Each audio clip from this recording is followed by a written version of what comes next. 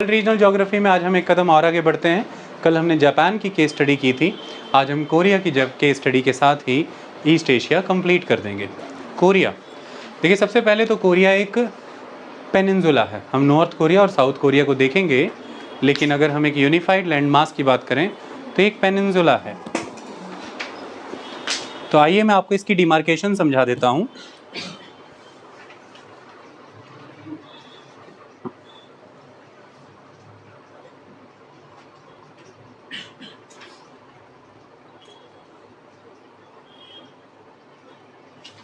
देखिए यहाँ पर ऑब्जर्व करिए, this is Korea, okay, Korean peninsula.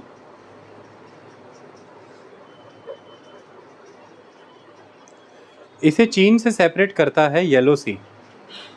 तो कोरिया और चीन के बीच में येलो सी आता है, ओके। तो कोरिया के वेस्ट में येलो सी है और उसके वेस्ट में फिर चीन है, तो यानी कि चीन कोरिया के वेस्ट में आता है, ओके। ये कोरिया है, ये सी ऑफ जापान है जिसे ईस्ट सी कहते हैं, और इस तरफ जापान होगा मने है। तो कोरिया और जापान को सेपरेट करता है सी ऑफ जापान, ईस्ट सी।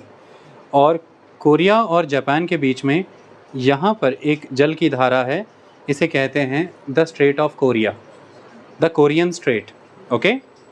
अब आप देखिए, कोरिया नर्दर्न साइड से चीन के साथ बॉर्डर शेयर करता है, ओके, और थोड़ा सा इस तरफ आकर के रशिया के साथ भी बॉर्डर शेयर करता है। तो कोस्टल एंड पर नॉर्थ ईस्टर्न साइड पे रशिया के साथ कोरिया यहाँ पर बॉर्डर शेयर करता है। तो कोरिया का बॉर्डर रशिया को भी लगता है, चीन को लगता है लैंड वाइज। तो एक साइड से ये लैंड से कनेक्टेड है, 3 साइड से ये पानी से कवर है, इसी कारण से आप इसे एक पेनिनसुला मानते हैं, ओके। तो अब हम आपको एक और इमेज दिखाते हैं जिसके बाद आपको ज़्यादा क्लैरिटी हो जाएगी।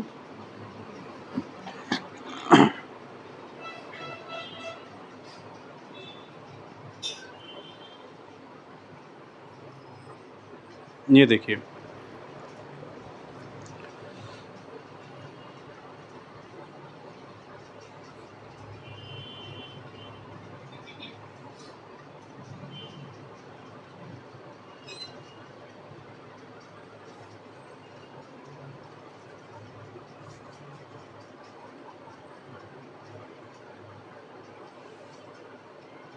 ऐसा मैप इसमें आ नहीं रहा है, यहाँ पर क्लियर हो गया। ये देखिए,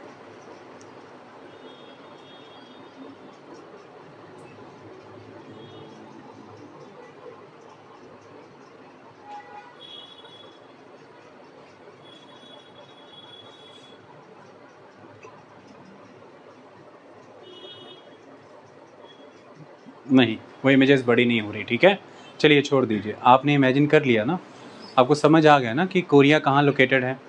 तो कोरिया नर्दर्न साइड से चीन के साथ बॉर्डर शेयर करता है और रशिया के साथ बॉर्डर शेयर करता है। इस कोरिया के वेस्ट में येलो सी है और फिर चाइना आता है। इसी कोरिया के ईस्ट में सी ऑफ जापान या ईस्ट सी है और फिर जापान की आर्क बनती है, ओके। बस इस चीज़ को आप ध्यान में रखिए। जब हम इसके नॉर्दर्न बॉर्डर की बात करते हैं चीन के साथ, उसकी इमेज मैं आपको दिखा देता हूँ। देखिए, 2 रिवर्स हैं जो इसका नॉर्दर्न बॉर्डर बनाती हैं चीन के साथ। कौन कौन सी हैं वो 2 रिवर्स? ये देखिए, this is Tumen river, Tumen, and this is Yalu river. तो एग्जैक्टली जो कोरिया और चीन का बॉर्डर है वो इन्हीं 2 रिवर्स का कोर्स ही है, तुमेन और यालू, TUMEN, तुमेन और यालू, YALU। तो तुमेन और यालू रिवर बॉर्डर बना रही हैं कोरिया का चीन के साथ। क्लियर हो गया आपको? दिख नहीं पा रहा? आज देखिए, ये चीन है सारा, ये कोरिया है, ये तुमेन रिवर जा रही है, ये यालू रिवर है। तो तुमेन और यालू ये दोनों बॉर्डर बना रही हैं कोरिया और चीन के बीच में, ओके। अब दूसरी चीज़, ये जो कोरिया है इसके बीचों बीच से एक लाइन गुजर रही है रेड कलर की। दिस रेड कलर लाइन, क्या मतलब है इस लाइन का? ये है demilitarised zone, DMZ, demilitarised zone.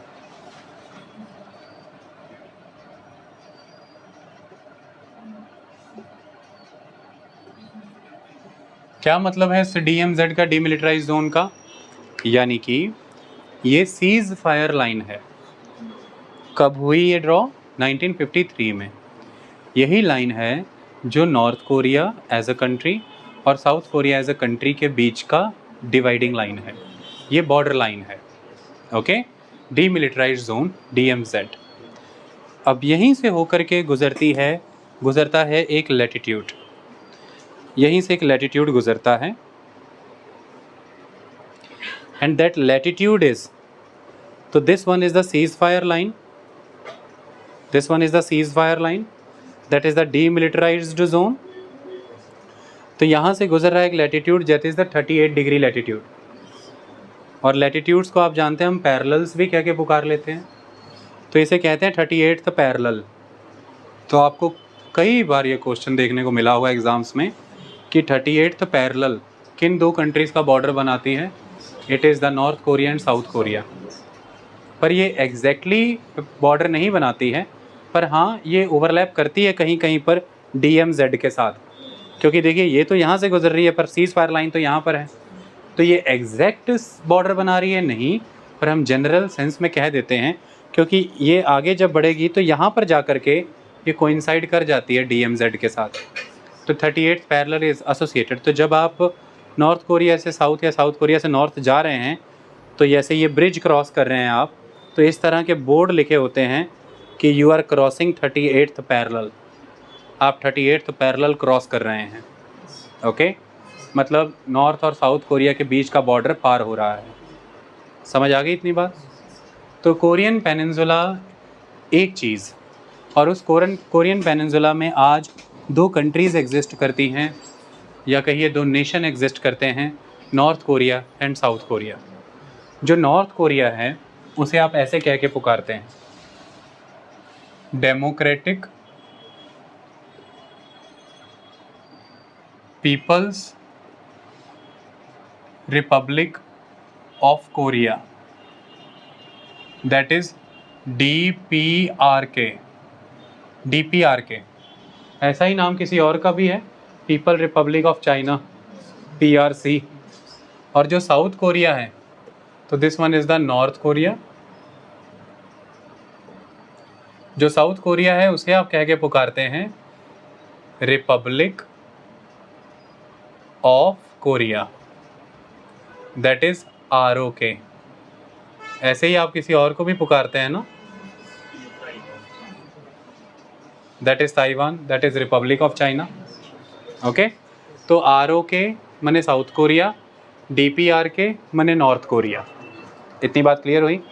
इन्हें डिवाइड करती है 38th पैरेलल, और technically the DMZ, demilitarised zone, ये सीज फायर लाइन है। ये ड्रॉ हुई 1953 में, और क्यों ड्रॉ हुई इस समय में?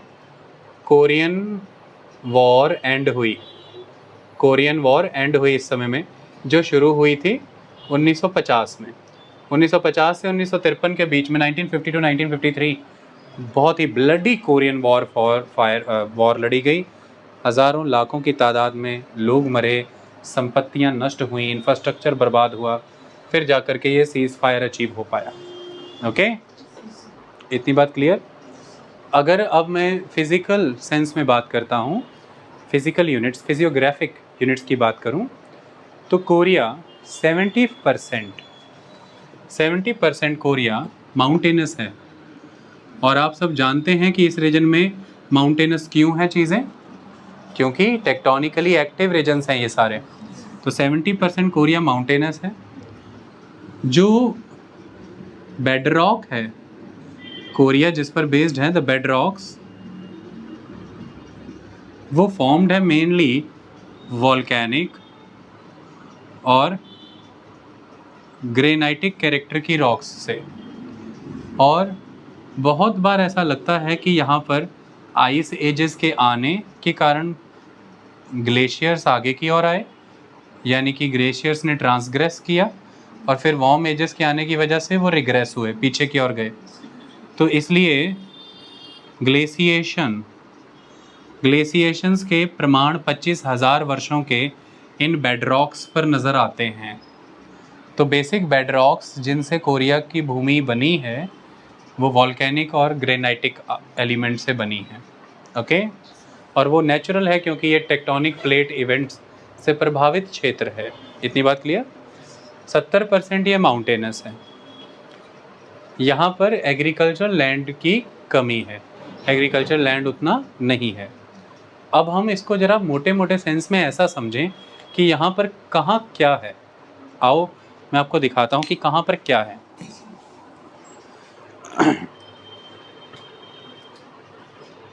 ये देखिए इस पूरे कोरिया को। तो देखिए कोरिया का जो नॉर्दर्न इलाका है, नॉर्दर्न इलाका ये माउंटेनस है, ये डोमिनेटेड बाय द माउंटेन्स है। यहाँ पर मिनरल्स हैं, आयरन है, कोल है और नाइट्रेट है। तो ये रिसोर्स रिच रीजन है। ओके, बट ये बात तय है कि ये माउंटेनस है, रगड है। जो कोरिया का वेस्टर्न रीजन है, यहाँ पर जो कोस्ट हैं, the western coastal area, green सारा, ये कोस्ट ब्रॉड हैं, चौड़े। तो इसलिए यहाँ पर कोस्टल प्लेन्स हैं। इन कोस्टल प्लेन से जब पहाड़ों की तरफ जाएंगे ये ब्राउन एरिया तक, तो छोटी छोटी फुट हिल्स भी हैं और रिवर वैलीज़ भी हैं। तो river valleys, coastal plains and foot hills से प्रभावित ये वेस्टर्न इलाका है। उसके बाद अगर ये नॉर्थ ईस्ट है तो ये साउथ वेस्ट हुआ। ये साउथ वेस्ट रीजन फिर आप देख रहे हैं कि माउंटेन्स भी है और रिवर वैलीज़ भी हैं।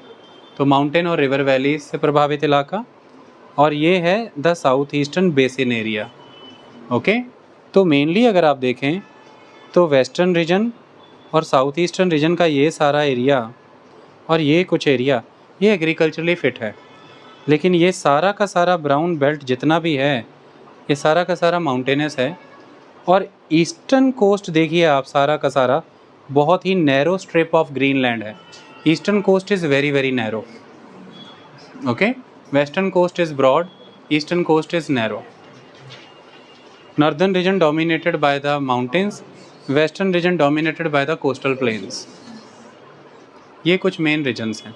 अब आप इस इमेज में चीज़ें देखिए, आपको नज़र भी आ रहा होगा। देखिए ये देखिए ब्लू सारा, पर्पल कलर सारा ये प्रभावित है पर्वतों से। तो कितना डोमिनेटेड है देखिए, लिखा भी हुआ है माउंटेनियस नॉर्थ सारा। देखिए ये जो ग्रे कलर है, एफ लिखा है मैंने, फार्मिंग। देखिए ये फार्मिंग, ये सारा फार्मिंग, ये फार्मिंग, और ईस्ट कोस्ट में नैरो स्ट्रिप्स देखिए फार्मिंग, ये फार्मिंग। तो आप देख पा रहे हैं कि सीज़ फायर लाइन के ऊपर अगर मैं देखूं नॉर्थ कोरिया को, तो नॉर्थ कोरिया में तो सारा ही माउंटेनस है, सिर्फ़ और सिर्फ इतना सा हिस्सा ही फार्मिंग के लिए है।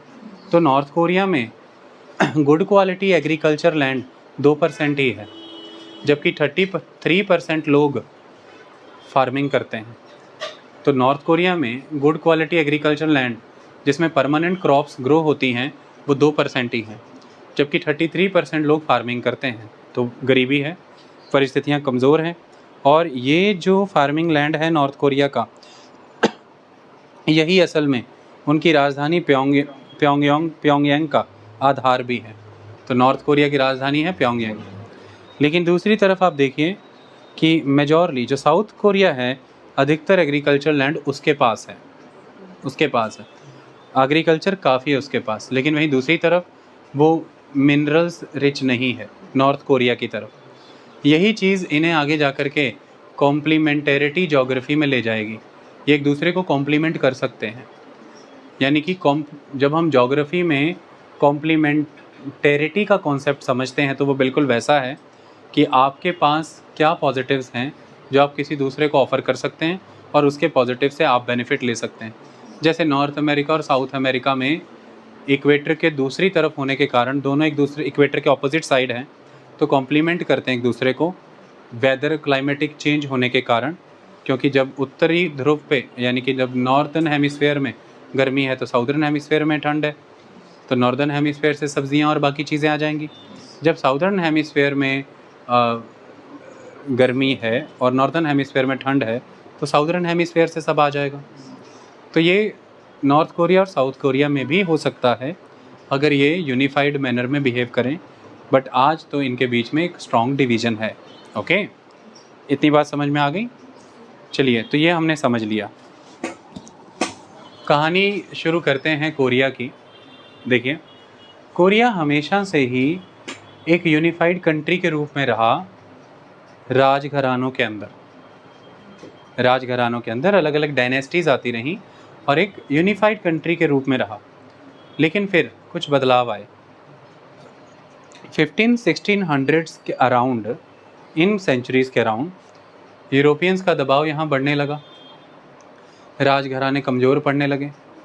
पूरी दुनिया में जैसे कॉलोनियल पावर्स ने किया वही चीज़ें यहाँ पर होने लगी। इतनी बात समझ में आई।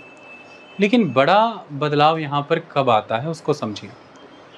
देखिए, जब यूरोपियंस का प्रभाव बढ़ रहा है तो उस समय में एक चीज़ ये भी है कि इसी समय में चीन में मांचू या क्विंग डायनेस्टी का शासन भी है।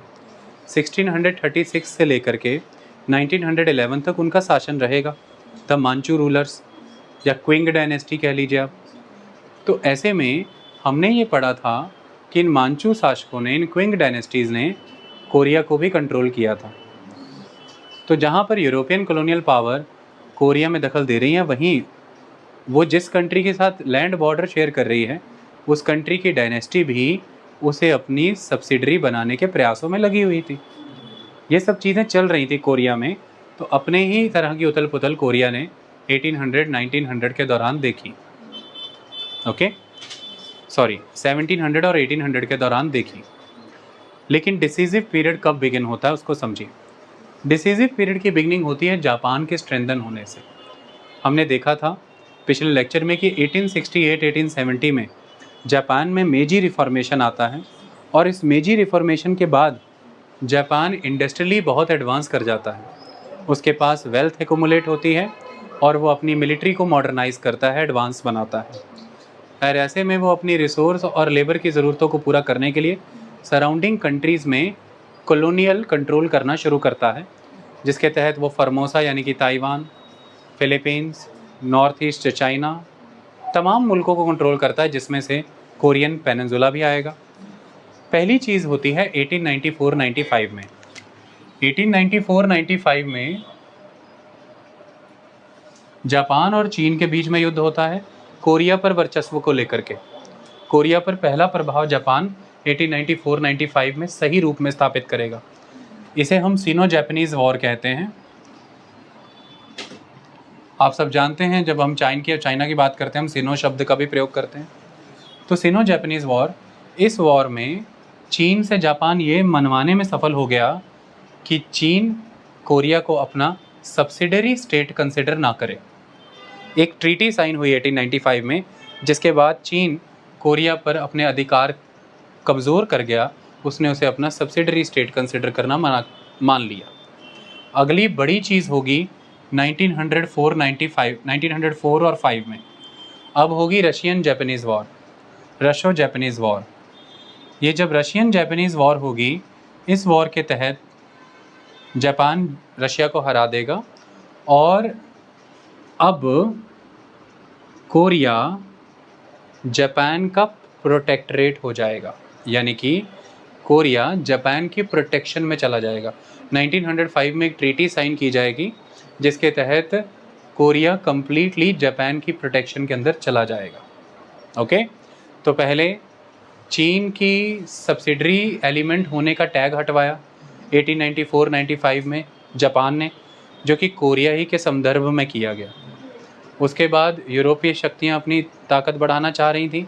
वो नहीं चाहती थी कि कोई एशियाई कंट्री इतनी मजबूत हो जाए, तो रशिया ने अपनी शुरुआत कर दी।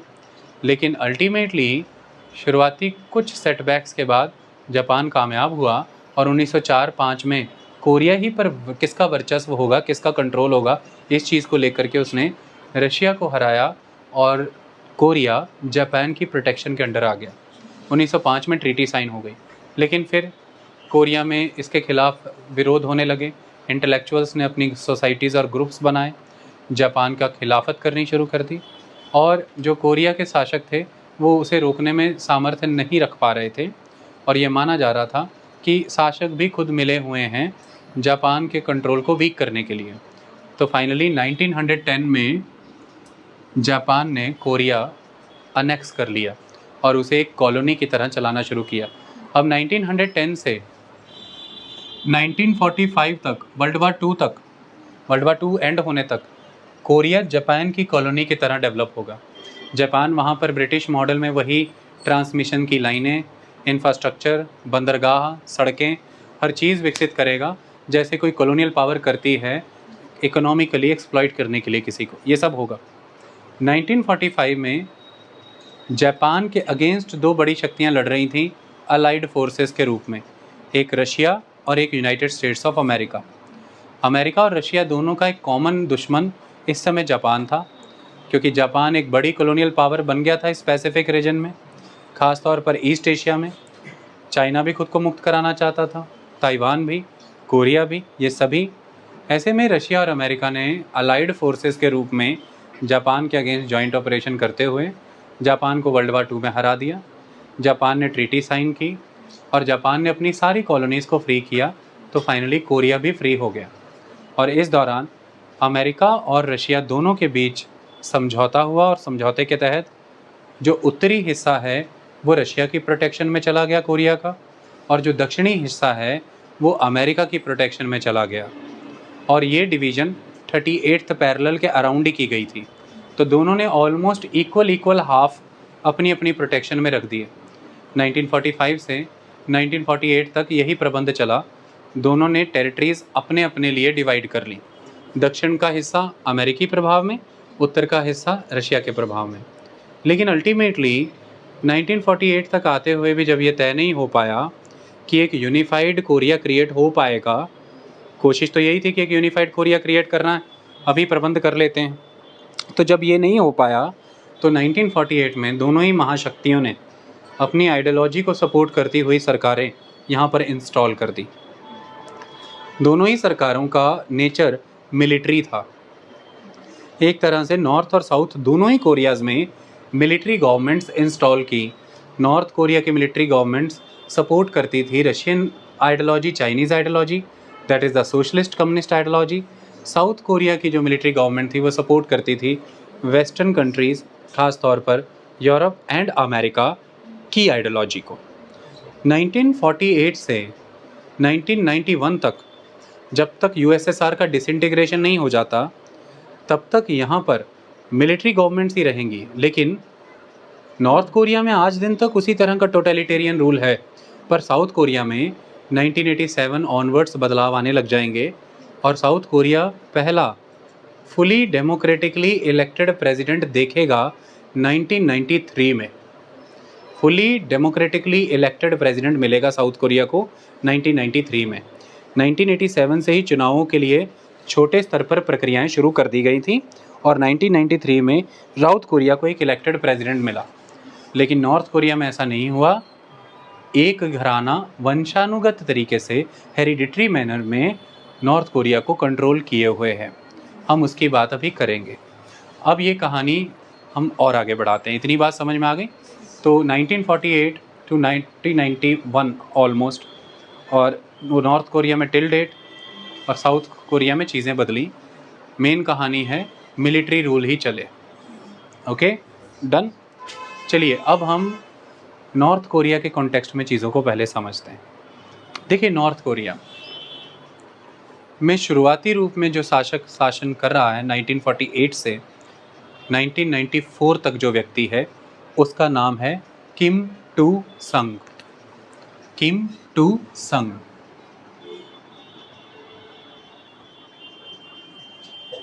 इन्हें द ग्रेट लीडर कह के पुकारा जाता है। नॉर्थ कोरिया की राजधानी प्योंगयांग में इनका एक स्टैचू इरेक्टेड है जो ब्रॉन्ज का बना हुआ है। मैं आपको दिखाना भी चाहता हूँ, आप उसे देख लीजिए।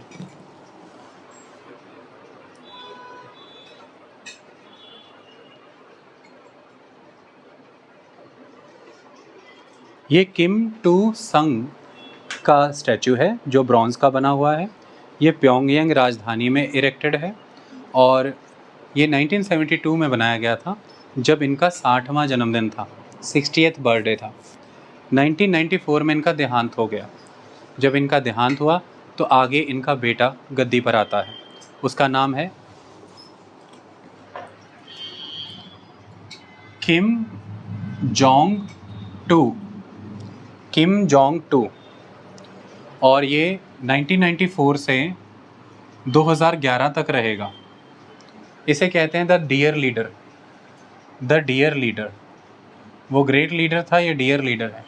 और 2011 से अब तक जो आदमी गद्दी पर है वो है किम जोंग